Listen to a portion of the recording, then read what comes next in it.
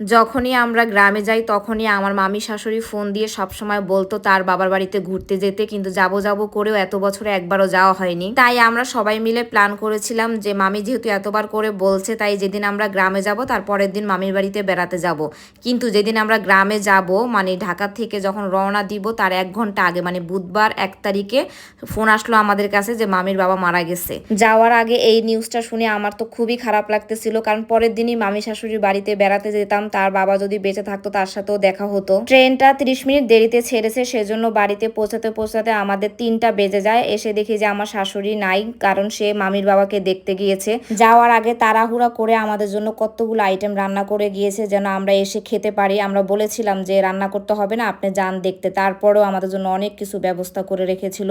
আর মিষ্টি দইটা তো আরো অনেক বেশি মজা ছিল। খাওয়া দাওয়া শেষ করে আমি দোতলায় যাই, গিয়ে দেখি যে একটা চাল কুমড়া হয়েছে। এটাকে কি বলেন আপনার, চাল কুমড়া না জালি কুমড়া জানি না, নাকি লাউ বলেন, যেটাই হোক না কেন। এভাবে করে আমাদের প্রথম দিনটা চলে যায়। তো দ্বিতীয় দিন ঘুম থেকে উঠেই দেখি আমার শ্বশুর অনেকগুলো পাঁচমিশালি মাছ আমাদের জন্য নিয়ে আসছে। বাজারে গিয়েছিল আমাদের জন্য মাছ আনতে, পরে দেখলো যে নদী থেকে মাত্র তাজা মাছ জাল দিয়ে উঠিয়েছে, তাই আমাদের জন্য নিয়ে আসলো। আর এটাকে আপনারা কি মাছ বলেন আমি জানি না, আমি তো পটকা মাছ বলি। ছোটবেলায় যখন আমাদের গ্রামে আমি যেতাম তখন মাছ ধরলে এই মাছ দিয়ে আমরা খেলতাম, খুবই ভালো লাগতো। যেহেতু বাইরে সবাই মিলে মাছ কাটাকাটি করতেছে, তাই আমি ভাবলাম যে সকালে নাস্তাটা আমি সবার জন্য বানাই।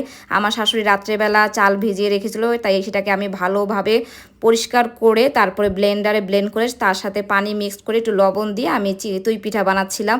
আর এই পিঠাটা প্রথমে কয়েকটা হচ্ছিল না, কিন্তু পরে একদম ভালোভাবে সফট হয়েছে। মাঝখানে এসে আমার শাশুড়ি আবার একটু শুটকি ভর্তা বানিয়ে দিয়ে গেছে। তারপরে আমি আস্তে আস্তে সবগুলা পিঠা অনেক সুন্দর করে বানিয়েছিলাম, সবগুলা পিঠা অনেক সফট হয়েছিল।